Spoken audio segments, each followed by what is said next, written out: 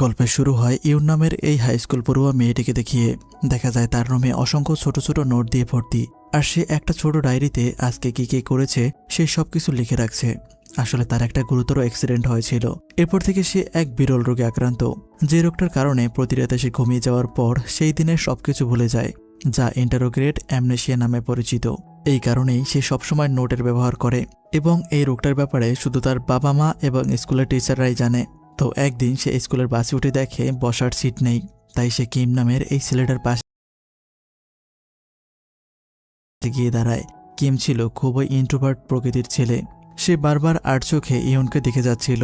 এমন সময় হঠাৎ ড্রাইভার অনেক জোরে বাসের ব্রেক চেপে ধরে, এতে ইউন প্রায় পড়েই যাচ্ছিল। তবে তৎক্ষণাৎভাবে কিম পিছন থেকে তার চুল টেনে ধরে। এতে সে পড়ে যাওয়ার হাত থেকে রক্ষা তো পায় ঠিকই, কিন্তু দুজনেই একটা বিব্রতকর অবস্থায় পড়ে যায়। কিম অবশ্য তাকে সরি বলে এবং জানায় সে এমনটা ইচ্ছে করে করেনি। এতে ইউন তাকে কিছুই বলে না। এরপর কিম তার ক্লাসরুমে গিয়ে দেখে তার টেবিলে অনেক খাবার ছড়িয়ে ছিটিয়ে আছে। আসলে তার ডেস্কমেট ডংসুকে পাশের ক্লাসের কয়েকজন ছেলে অনেক বুলি করে। ডংসু খুব সহজ সরল হওয়ায় এসব মুখ বুজে সহ্য করে যায়, কিন্তু কিম আর নিজেকে আটকাতে পারে না। সে সোজা সেই ছেলেটার কাছে গিয়ে শেষবারের মতো বলে তারা যেন ডংসুকে আর ডিস্টার্ব না করে, তা না হলে কপালে দুঃখ আছে। তখন জাং নামের এই ছেলেটা তার সাথে উল্টো তর্ক শুরু করে। সে তাকে একটা চ্যালেঞ্জ ছড়ে দিয়ে বলে, তুমি যদি ইয়নকে প্রপোজ করে ডেট করতে পারো তাহলে আমরা ডংসুকে আর ডিস্টার্ব করব না। আসলে ইয়ন ছিল স্কুলের সব থেকে সুন্দরী স্টুডেন্ট, সব ছেলেরাই তাকে প্রপোজ করে, কিন্তু সে কখনো কাউকে অ্যাকসেপ্ট করেনি। এইদিকে কিম তো ছিল ইন্ট্রোভার্ট টাইপের, সে তো কোনোভাবেই সাহস করতে পারবে না ইয়নকে ডেট করার। যাই হোক, ব্রেক টাইমে দেখা যায় ইয়ন তার বান্ধবীদের সাথে ফুটবল খেলছে, আর দূর থেকে বসে কিম শুধু ইয়নকেই দেখে যাচ্ছে। এমন সময় জ্যাং তাকে মেসেজ করে বলে পিছনে তাকাতে। সে পেছনে তাকিয়ে দেখে জ্যাংরা বড় করে কিম লাভস ইয়ন লিখে দেখাচ্ছে, মানে তাকে প্রপোজ করার জন্য আবারও উস্কে দিচ্ছিল।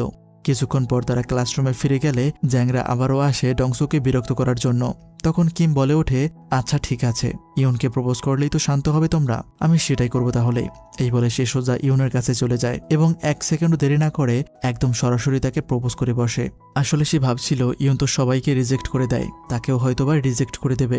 বাকি সকলেও এটাই ভাবছিল, কিন্তু সবাইকে একদম অবাক করে দিয়ে ইয়ন তার প্রপোজাল অ্যাকসেপ্ট করে নেয়। সে বলে, স্কুল ছুটির পর আমরা একসাথে বাসায় যাব, আমার জন্য অপেক্ষা করবে। এই শুনে বাকিরা তো পুরো অবাক হয়ে যায়। সবথেকে বেশি অবাক হয় কিম নিজেই। এরপর দেখা যায় ছুটির পর সবাই চলে গিয়েছে, কিন্তু কিম বসে অপেক্ষা করছে। এরপর ইউন এসে প্রথমেই তার মোবাইলটা চেয়ে নেয় এবং তার ফোন নম্বরটা তার মোবাইলে সেভ করে দেয়। এরপর সে তার মোবাইলের নোটপ্যাডে লিখতে শুরু করে, আমার বয়ফ্রেন্ড খুব কম কথা বলে, তার নাম কিম। প্রথম দিনেই বয়ফ্রেন্ড বলে ফেলায় কিম তো একটু নড়চড়ে বসে। সে তাকে বিষয়টা খুলে বলে যে তাকে প্রপোজ করেছিল জ্যাংয়ের একটা চ্যালেঞ্জের জন্য, মানে তার ডেস্কমেট ডংসুকে বাঁচানোর জন্য। এই শুনে ইউনের মন খারাপ করার কথা, কিন্তু সে বলে তুমি অনেক ভালো মনের মানুষ, বন্ধুর জন্য অনেক চিন্তা করো। ইউন জানায় সেও নাকি মন থেকে তাকে পছন্দ করে না, শুধু জীবনে একটু নতুনত্বের জন্য রিলেশনশিপ ট্রাই করে দেখছে। সে তাকে 3টে শর্ত দিয়ে বলে, আমরা কথা বলবো খুব শর্ট করে, দ্বিতীয়ত দুজন ডেট করব শুধুমাত্র স্কুল ছুটির পর, আর আমরা একে অপরের প্রতি কোনো ফিলিংস রাখতে পারবো না। এসব শর্ত মেনে কিম তার সাথে ডেট করতে শুরু করে দেয়। ইউন তাকে অনেক অনেক প্রশ্ন করতে থাকে, যেমন তার পছন্দের রং কি, সে কি খেতে ভালোবাসে, তার কোন কোন বিষয় অ্যালার্জি আছে ইত্যাদি। আর এইসব তথ্য ছোট ছোট করে নোট আকারে লিখে রাখছিল। এরপর সে কিমের সাথে একটা সেলফি তুলে তাদের প্রথম ডেটের স্মৃতি হিসেবে। এরপর দেখা যায় স্কুল থেকে বাস স্টেশন পর্যন্ত কিমকে প্রশ্ন করে করে একদম জ্বালিয়ে মারছে। কিম একটু কনফিউজড ছিল, সে বুঝতে পারছিল না ইউন সবকিছু নোট করে কেন রাখছে। কিছুক্ষণ পর বাস চলে আসলে ইয়ন প্রথমে গিয়ে সিটে বসে পড়ে এবং কিমকে তার পাশে বসার জন্য ডাকে। এরপর দুজন একসাথে বাসার দিকে রওনা হয়। ইয়ন যেহেতু তার সম্পর্কে জানতে চাইছে, তাই কিম নিজে থেকেই বলে ওঠে, আমার এই গানটা অনেক পছন্দ, তাছাড়া আমি কোনো খেলাধুলা পছন্দ করি না, কারণ অনেক দৌড়দৌড়ি করলে ঘেমে যাই। এভাবে তারা অনেক গল্প গুজব করে একটা ভালো সময় কাটায়। রাতের বেলা কিম ঘুরতে গেলে দেখতে পায় ইয়ন তাকে গুড নাইট মেসেজ করেছে।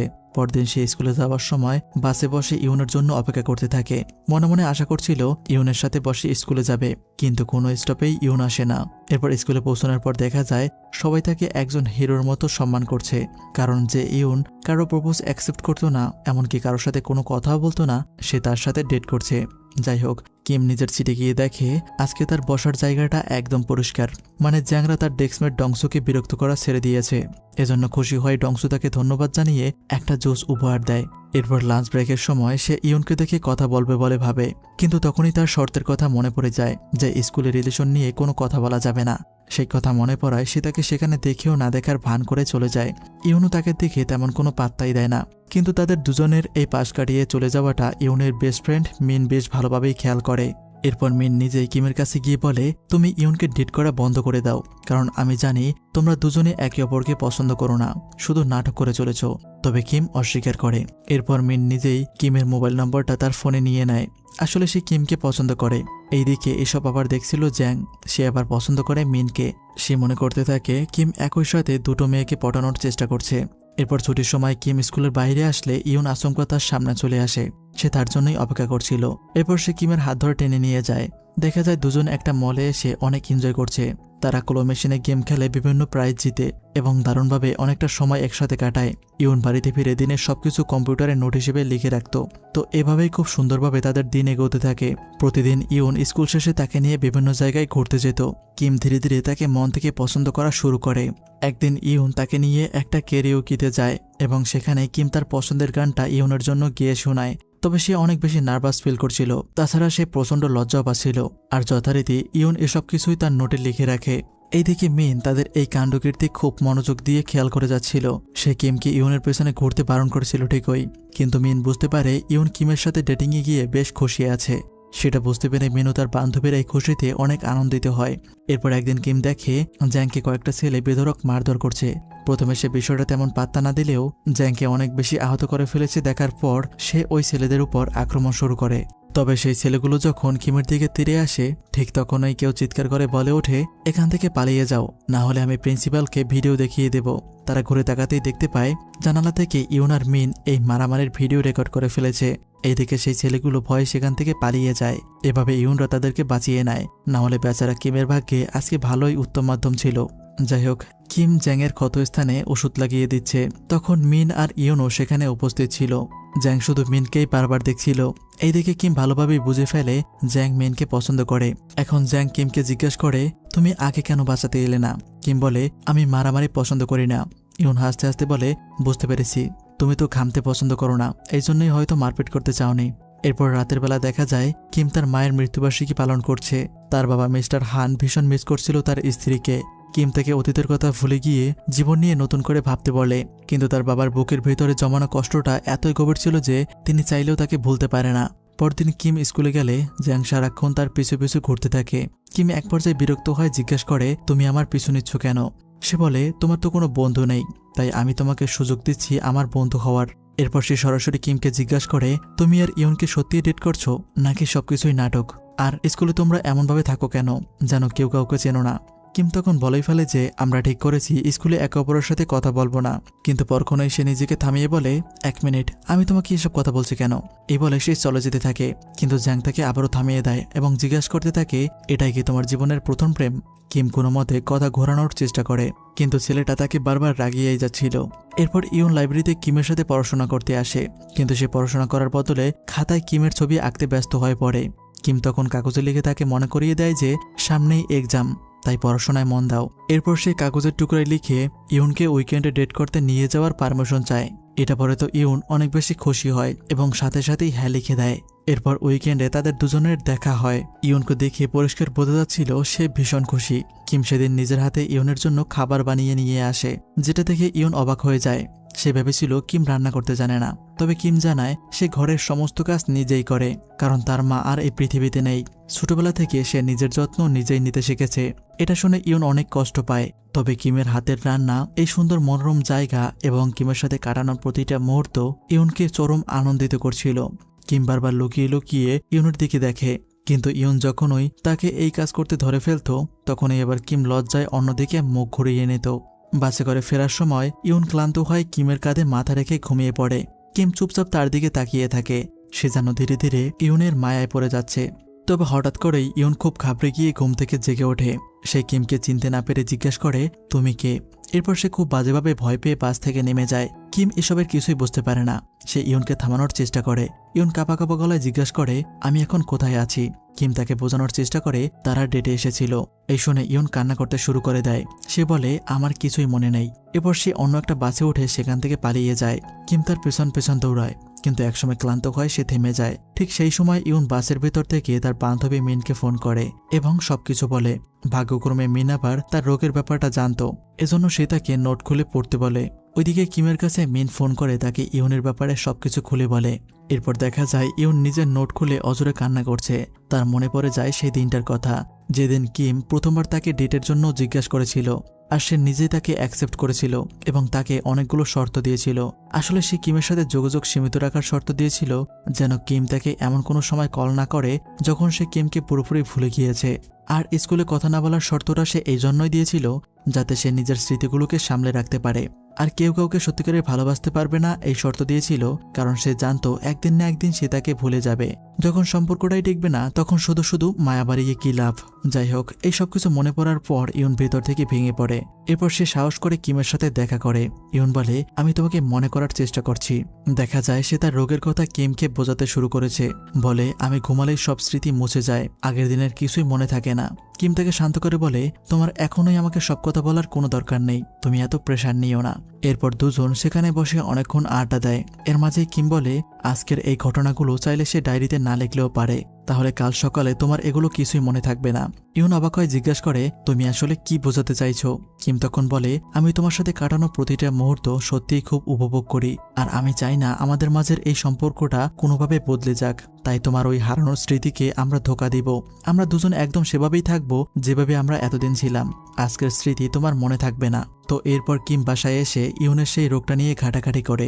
এরপর সে স্কুলে গিয়ে ইউনের জন্য অপেক্ষা করতে থাকে। ইউন প্রতিদিনের মতো কিমের সাথে খুব স্বাভাবিকভাবে কথা বলে, যেন গতকাল কিছুই হয়নি। এইদিকে কিম স্বস্তির নিঃশ্বাস ফেলে, কারণ সে আশ্বস্ত হয় যে ইউনের কিছুই মনে নেই। এরপর তারা ঘুরতে বেরিয়ে পড়ে। দেখা যায় মিনের সাথে দেখা করে কিম তাকে ধন্যবাদ জানাচ্ছে, কারণ সে গতকাল রাতে তাকে ফোন করে ইউনের অবস্থা জানিয়েছিল। মিন বলে, ইউনের এই রোগের কথা অন্য কেউ যেন না জানে। কিম তার কথায় রাজি হয়। সে বলে, ঠিক বলেছ, মানুষ এমনিতেও খুব একটা ভালো হয় না, ইউনের ক্ষতি করতে পারে। মিন তখন জিজ্ঞাসা করে, তোমার ব্যাপারটা কি? তুমি ইউনের ক্ষতি চাও নাকি ভালো? কিম তখন বলে, আমি শুধু চাই ওর কাটানো প্রতিটা দিনের প্রতিটা মুহূর্ত যেন সুন্দর হয়। আমি চাই ওর ডায়েরিটা যেন শুধুমাত্র সুন্দর আর শোকের স্মৃতি দিয়ে ভরা থাকে। সে জানিয়ে দেয় ইউনকে বারণ করেছে গতকালের কষ্টের কথাগুলো ডায়েরিতে না লিখতে, কারণ সে চায় না ইউন তাকে ছেড়ে দূরে পালিয়ে যাক।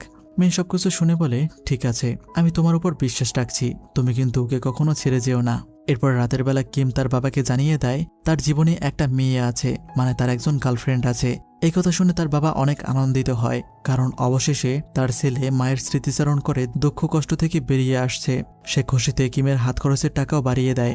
পরদিন ইউনকে নিয়ে ঘুরতে যাওয়ার কথা, তখন দেখা যায় জ্যাং আর মিনও তাদের সাথে যুক্ত হয়ে গিয়েছে। এতে কিম তো একটু বিরক্ত হয়ে যায়, কারণ সে চায় ইউনের সাথে একা সময় কাটাতে। যাই হোক, এরপর তারা চারজন সাইকেল নিয়ে বেরিয়ে পড়ে একটা অ্যাকোয়ারিয়ামের উদ্দেশ্যে। আসলে ইউনের ইচ্ছে ছিল সে পেঙ্গুইন দেখবে। দেখা যায় জ্যাং পুরো রাস্তা জুড়ে মিনের সাথে ফ্লার্টিং করতে করতে যাচ্ছে।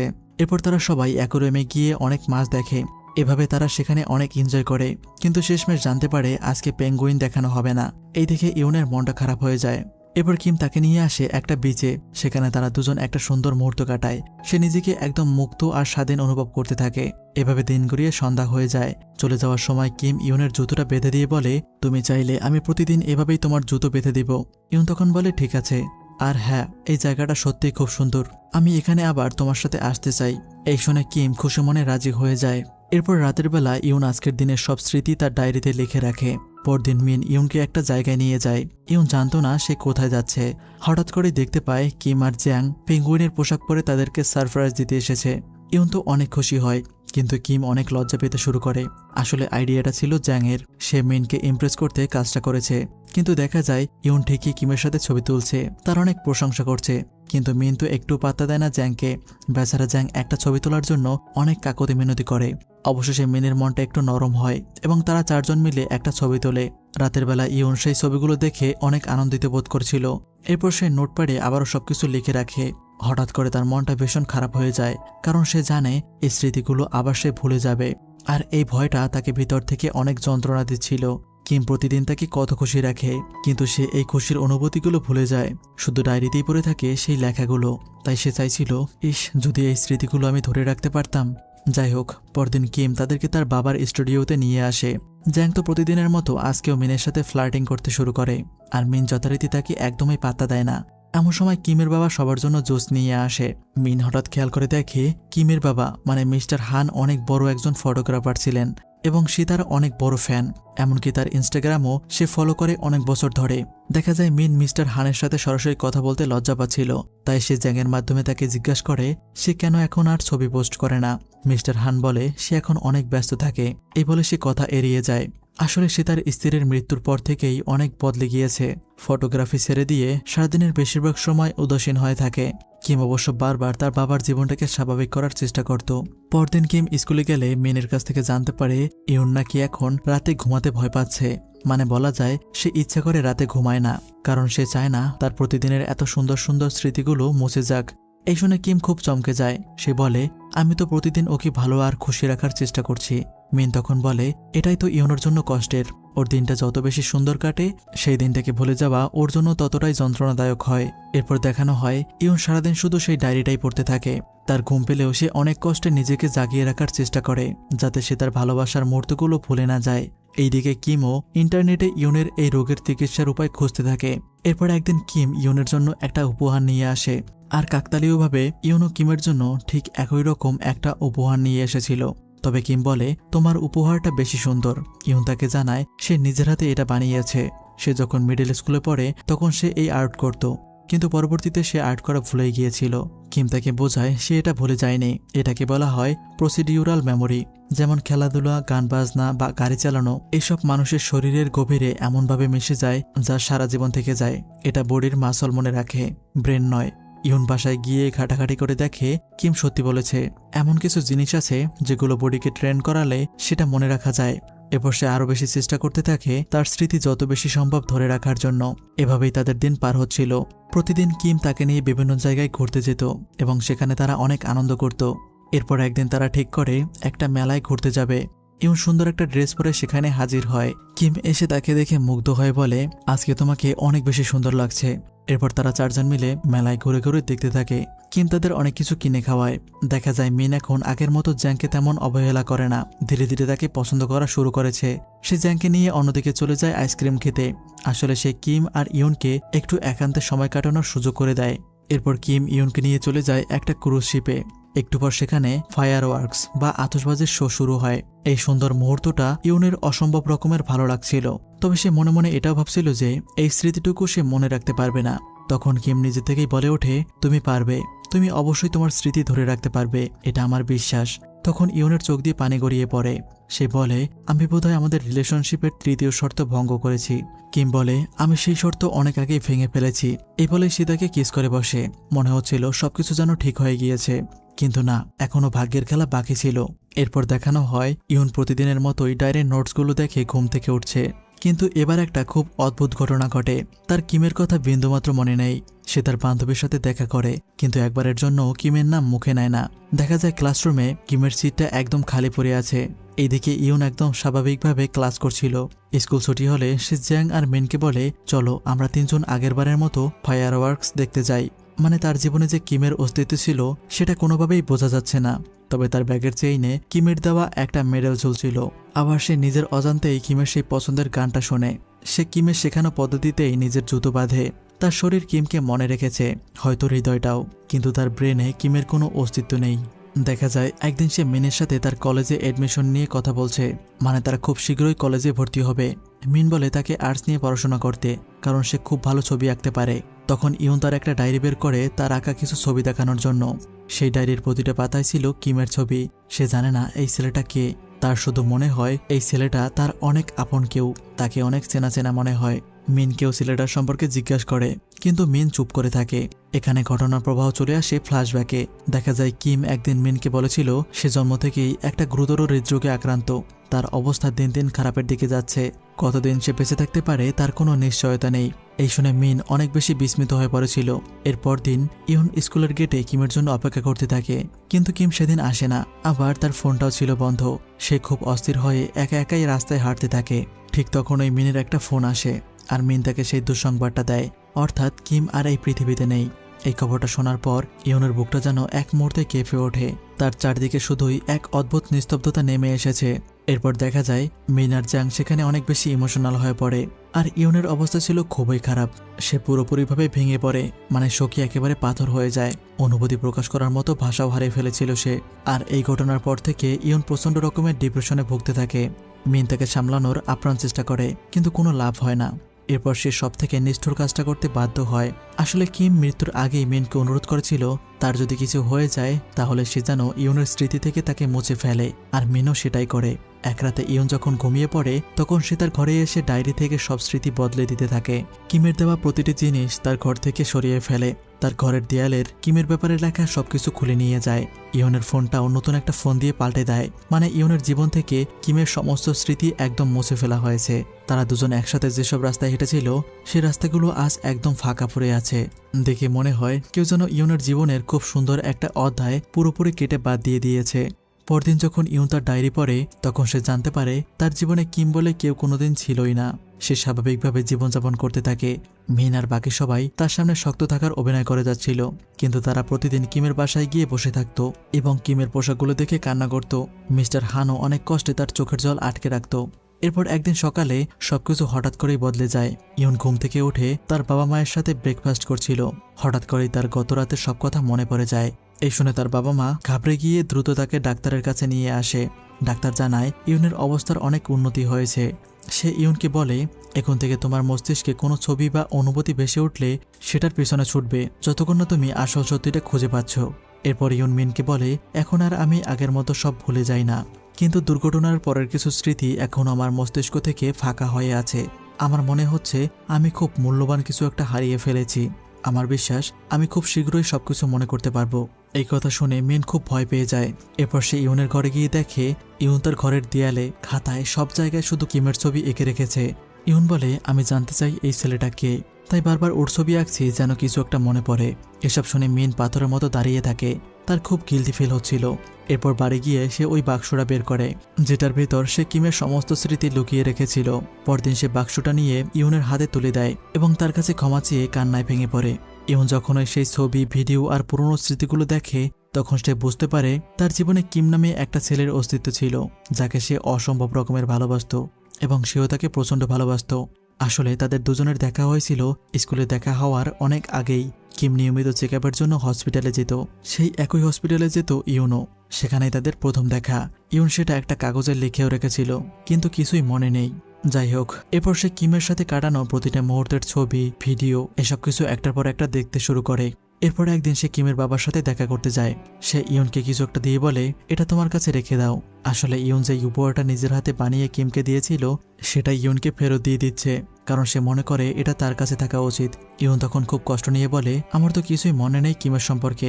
আসলে সে বুঝতে পারছিল কিম তার বয়ফ্রেন্ড ছিল, কিন্তু সেই মুহূর্তের অনুভূতিগুলো ফিল করতে পারছিল না। মিস্টার হান তাকে খুব শান্ত গলায় বলে, আমাদের স্মৃতি ধীরে ধীরে মুছে যেতে পারে, কিন্তু যে মানুষটা মনের ভেতর একবার জায়গা করে নেয় সে আর কখনো যায় না। এই শুনে ইউনের চোখ থেকে অশ্রু গড়িয়ে পড়ে। এরপর থেকে সে প্রতিদিন তাদের কাটানো সেই পুরনো জায়গাগুলোতে যায়। সেই সমুদ্রের পার, ফাঁকা রাস্তা, সেই পুরনো বেঞ্চ, প্রতিটি জায়গায় ইউনের মনে হতে থাকে কিম যেন তার পাশেই হেঁটে চলেছে। সে কিমের স্মৃতিগুলোকে আঁকড়ে ধরেই বাঁচতে শুরু করে। তার কাছে মনে হয় সে কিমকে হারায়নি, সে শুধু কিমকে এমন একটা জায়গায় সযত্নে লুকিয়ে রেখেছে যেখান থেকে তাকে চোখে দেখা যায় না ঠিকই, কিন্তু প্রতিটি মুহূর্তে তাকে একটু হলেও অনুভব করা যায়। সে মনে মনে বলে, আমি তোমাকে ভুলে গিয়েছি ঠিকই, কিন্তু কথা দিচ্ছি একটু একটু করে তোমাকে আমার স্মৃতিতে ফিরিয়ে আনবো। আবারও যদি কখনো ভুলে যাই তবুও থামবো না। সারা জীবন তোমাকে স্মৃতির পাতায় নয় বরং হৃদয়ের মাঝখানে আগলে রাখবো। আর এখানেই এই গল্পের একটা মর্মান্তিক সমাপ্তি ঘটে।